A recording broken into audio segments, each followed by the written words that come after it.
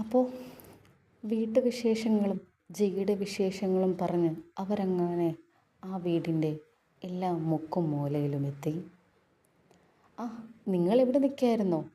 ഈ ചോദ്യം കേട്ട് ജയ്യും മീനുവും തിരിഞ്ഞു നോക്കി. ആ, എന്താ ഏട്ടാ? ഇന്ദ്രനായിരുന്നു അത്. അല്ല, ഞാൻ നിങ്ങളോടൊരു കാര്യം ചോദിക്കാൻ വേണ്ടി എല്ലായിടത്തും നിങ്ങൾ നോക്കി. ഞാനിവനെ വീടൊക്കെ ഒന്ന് ചുറ്റി കാണിക്കാമെന്ന് വിചാരിച്ചു. ആ, അല്ല, ഏട്ടൻ എന്താ ചോദിക്കാൻ വന്നേ? അല്ല, നിനക്ക് മണിയറ ഏത് രീതിയിൽ വേണം? നിങ്ങളുടെ ഇന്ന് ആദ്യ രാത്രിയല്ലേ. പൂക്കൾ കൊണ്ടുള്ള അലങ്കാരം മതിയോ അതോ ഇന്നത്തെ ഫാഷൻ വേണോ? എനിക്ക് പൂക്കൾ കൊണ്ട് അലങ്കരിക്കുന്നതാണ് ഇഷ്ടം. ഇന്ദ്രൻ്റെ ആ ചോദ്യം കേട്ട് മീനുവും ജയും ഒന്ന് നെട്ടി. ആദ്യ രാത്രിയോ?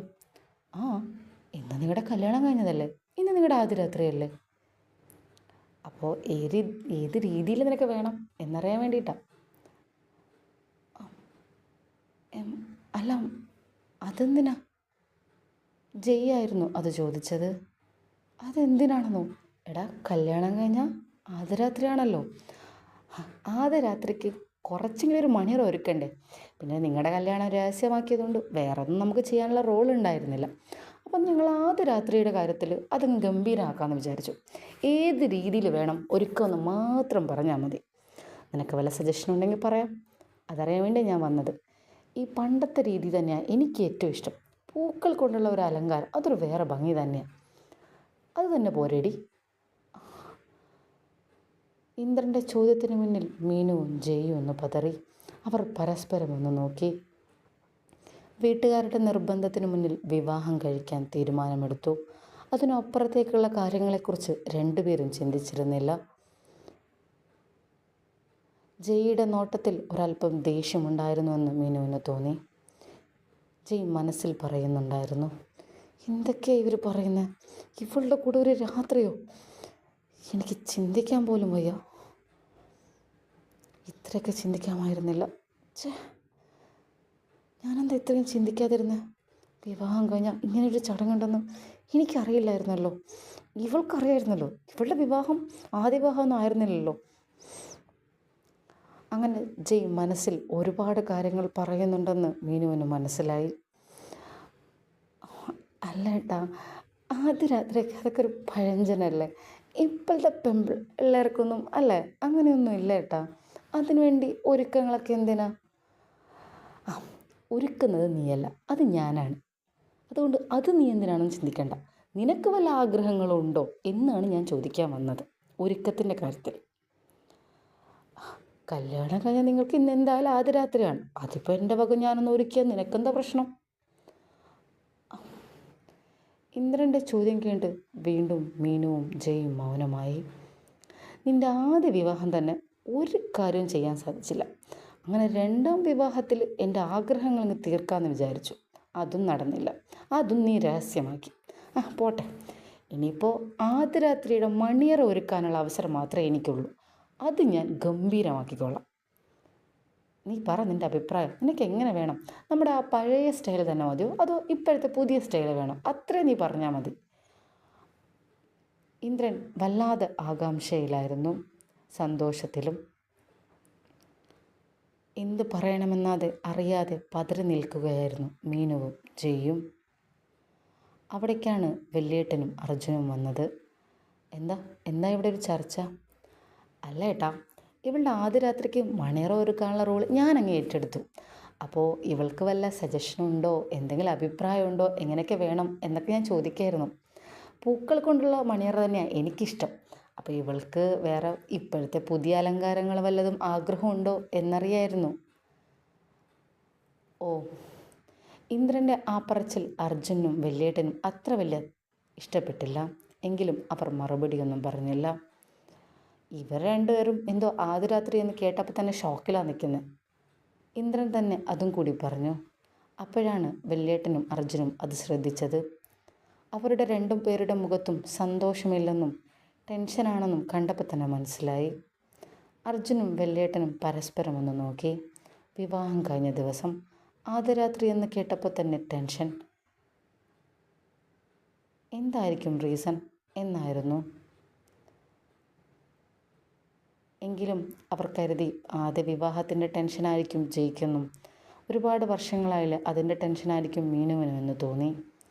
ടെൻഷനപ്പുറത്തേക്ക് അതവർ താല്പര്യമില്ലാത്തതുപോലെയാണ് വല്യേട്ടന് തോന്നിയത്. ആ പറയും മോളെ, നിനക്ക് എങ്ങനെ വേണം? വല്യേട്ടനായിരുന്നു അത് മീനുവിനോട് ചോദിച്ചത്. അല്ല ഏട്ടാ, ആദ്യ രാത്രിയൊക്കെ ഇപ്പം എന്തിനാ? ആ ആദ്യ രാത്രിയൊക്കെ എന്തിനാണെന്നോ? നീ എന്തൊക്കെയാ മോളി ചോദിക്കുന്നത്? അല്ല, ഞാനങ്ങനെയല്ല ചോദിച്ചത്. അല്ല, അതിൻ്റെ ഒന്നും ആവശ്യമില്ലല്ലോ. എന്നാ ആവശ്യമില്ലെന്നോ? കല്യാണം കഴിഞ്ഞാൽ പിന്നെ ആദ്യ രാത്രി തന്നെയല്ലേ? ഒന്നും പറയാതെ ജയ് തല താഴ്ത്തി നിൽക്കുകയായിരുന്നു. എടാ, നിനക്ക് വല്ല ആഗ്രഹങ്ങളുണ്ടെങ്കിലും പറയാം. ഇവളുടെ കാര്യം മാത്രമല്ല, നിന്നെയും ഞങ്ങൾ പരിഗണിക്കണ്ടേ അല്ലേ ഇന്ദ്ര? ആ അതെ, രണ്ടുപേർക്കും പറയാം. എന്തായാലും ഞാൻ റെഡിയാക്കി തരാം മണിയറ. അതെനിക്കുള്ള ക്രെഡിറ്റാണ്, അതെനിക്ക് തന്നെ വേണം.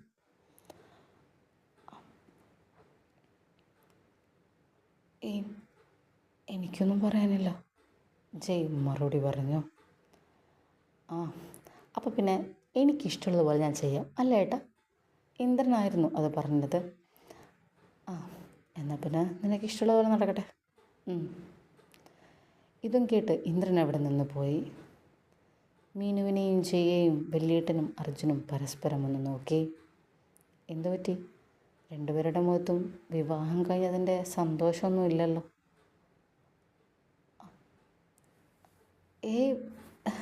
പെട്ടെന്നാണ് മീനുവിന് സ്ഥലകാല ബോധം വന്നത്. അഭിനയിച്ച് പിടിച്ചു നിന്നേ പറ്റുമോ എന്നുള്ള ബോധം. അയ്യോ, സന്തോഷമില്ലാതിരിക്കുമോ? അല്ലേടാ, നീ ഹാപ്പി അല്ലേ? ജയ്യെ നോക്കി മീനു വീണ്ടും ചോദിച്ചു. ആ ഉണ്ടല്ലോ. ശരി, നിങ്ങളങ്ങ് നടന്നു. അർജുനും വല്യേട്ടനും നടന്നു നീങ്ങി. ഏട്ടാ, നിങ്ങൾക്ക് അവരെ കണ്ടിട്ട് എന്തെങ്കിലും തോന്നിയോ? അവർക്ക് രണ്ടുപേർക്കും തീരെ താല്പര്യമില്ല എന്ന് തോന്നി, വല്യേട്ടൻ മറുപടി പറഞ്ഞു. അതെ, എനിക്കും തോന്നി. രജിസ്റ്റർ ഓഫീസിലും എനിക്കത് തോന്നിയായിരുന്നു ഏട്ടാ. ഞാൻ ശ്രദ്ധിച്ചിരുന്നു. അതെ, മീനുവിനെ കണ്ടതിൻ്റെ ഒരു സന്തോഷമൊന്നും അവൻ്റെ മുഖത്ത് ഞാൻ കണ്ടില്ല. നമ്മളൊരാളെ വിവാഹം കഴിക്കാൻ പോകുമ്പോൾ അവളെ കാണുമ്പോൾ നമുക്കൊരു സന്തോഷം വരില്ലേ? അതൊന്നും അവൻ്റെ മുഖത്ത് എനിക്ക് തോന്നിയില്ല. മീനുവിൻ്റെ മുഖത്ത് നല്ല ടെൻഷൻ ഉണ്ടായിരുന്നു. പിന്നെ വിവാഹ ദിവസമല്ലേ, ചെറിയൊരു ടെൻഷൻ ഇല്ലാതിരിക്കില്ലല്ലോ. ചിലപ്പോൾ അതായിരിക്കാം. എന്തോ ഒരു മിസ്റ്റേക്ക് ഉള്ളതുപോലെ. പെട്ടെന്നൊരു വിവാഹം, അതും രഹസ്യം. ഒന്നും മനസ്സിലാക്കാൻ പറ്റുന്നില്ലല്ലോ ഏട്ടാ. എൻ്റെ അവസ്ഥയും ഏകദേശം അത് തന്നെയാണ്. എനിക്ക് മനസ്സിലാക്കാൻ പറ്റാത്തത് ഇതിനേക്കാളും വലിയൊരു കാര്യം. അതെന്താ ഏട്ടാ? അവർക്ക് രണ്ടുപേർക്കും തീരെ താല്പര്യമില്ലാതെ തന്നെയാണ് ഈ വിവാഹമെന്ന് ഏകദേശം എനിക്ക് മനസ്സിലായി. പക്ഷേ സ്വാമിജി എന്തിനാണ് ഈ വിവാഹം നടത്താൻ പറഞ്ഞത് എന്നാണ് എനിക്ക് മനസ്സിലാവാത്തത്. അതെ, അത് ശരിയാണല്ലോ. സ്വാമിജി എന്തിനായിരിക്കും ഈ വിവാഹം നടത്താൻ പറഞ്ഞത്? ഇവർക്ക് വലിയ താല്പര്യമില്ല, അത് ഉറപ്പാണ്. ഒരു പ്രണയമൊന്നും ഇവർക്കിടയിലില്ല. അത് രണ്ടുപേരെ കാണാൻ മനസ്സിലാക്കാൻ പറ്റുന്നൊരു കാര്യമാണ്. തീരെ താല്പര്യമില്ലെങ്കിൽ പിന്നെ എന്തിനായിരിക്കും ഇവർ വിവാഹം കഴിച്ചത്?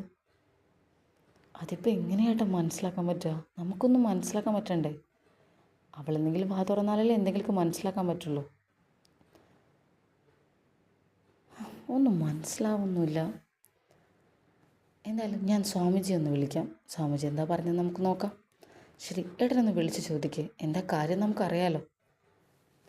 വല്യേട്ടൻ ഫോണെടുത്ത് സ്വാമിജിയെ വിളിച്ചു. ഹലോ, കാര്യങ്ങളൊക്കെ ഭംഗിയായിട്ട് നടന്നില്ലേ? വിവാഹം കഴിഞ്ഞില്ലേ? എടുത്ത ഉടൻ സ്വാമിജിയുടെ ചോദ്യം അതായിരുന്നു. ആ അതൊക്കെ ഭംഗിയായിട്ട് നടന്നു, വിവാഹമൊക്കെ കഴിഞ്ഞു. പക്ഷേ എന്തിനാണ് വിവാഹം നടത്താൻ പറഞ്ഞതെന്ന് ഇപ്പോഴും എനിക്ക് മനസ്സിലായിട്ടില്ല. നീ ഇപ്പോഴും അതേ ചിന്തയിലാണോ? അല്ല, പെങ്ങൾക്ക് അത്ര വലിയ സന്തോഷമുള്ളതായിട്ടൊന്നും തോന്നുന്നില്ല. അതുകൊണ്ടാണ് ഞാനങ്ങനെ ചോദിച്ചത്. എനിക്ക് മനസ്സിലായി. അത് സാരമില്ല. വൈകി വരുന്ന സന്തോഷത്തിന് മധുരം കൂടും. അങ്ങനെ കരുതിയാൽ മതി. അവർക്ക് രണ്ടുപേർക്കും താല്പര്യമില്ലാതെയാണോ വിവാഹം നടന്നത് എന്നൊരു സംശയം എനിക്കുണ്ട്. അത് സംശയമായിട്ട് അവിടെ ഇരുന്നോട്ടെ, അതിനെക്കുറിച്ച് ഒരുപാട് ചിന്തിക്കണ്ട. സ്വാമിജിയുടെ മറുപടി അതായിരുന്നു. അല്ല, രണ്ടുപേർക്കും തീരെ താല്പര്യമില്ലെങ്കിൽ പിന്നെ അവരെന്തിനാ വിവാഹം കഴിച്ചത് എന്നാ ഞാൻ ചിന്തിക്കുന്നത്. ഞാൻ നിന്നോട് ആ വിവാഹം നടത്താൻ പറഞ്ഞത് എന്താണ് എന്നുകൂടി നീ ചിന്തിക്കുന്നില്ലേ? ചിന്തിക്കുന്നുണ്ട്. നിൻ്റെ പെങ്ങൾക്ക് നല്ലത് വരുന്നൊരു കാര്യം, അതല്ലേ ഞാൻ നിന്നോട് പറയുള്ളൂ. അതെ, അതുകൊണ്ടല്ലേ ഞാനൊന്നും ചോദിക്കാതെ തന്നെ നടത്തിയത്. നിൻ്റെ പെങ്ങളുടെ സന്തോഷമുള്ള ദാമ്പത്യമാണ് നീ ആഗ്രഹിക്കുന്നതെങ്കിൽ ഈ വിവാഹം തന്നെയാണ് നടക്കേണ്ടത്. ഇപ്പം അവളുടെ മുഖത്ത് സന്തോഷമില്ലാത്തത് നീ കാര്യമാക്കണ്ട, അവൾ സന്തോഷിച്ചോളൂ, പോരെ? അല്ല, ഒന്നും നിനക്കൊരിക്കലും അംഗീകരിക്കാൻ പറ്റാത്ത ബന്ധമാണിതെന്ന് എനിക്ക് മനസ്സിലാവും. നിൻ്റെ നിലയ്ക്കും വിലയ്ക്കും ചേർന്നവനല്ല പയ്യൻ, അല്ലേ? അതെ, അത് കാര്യമാക്കി എടുക്കണ്ട. നിലയും വിലയും സന്തോഷവും സമാധാനവും തരില്ലല്ലോ. നിൻ്റെ പെങ്ങൾക്ക് നീ കൊടുക്കാൻ ആഗ്രഹിക്കുന്നത് സന്തോഷമല്ലേ?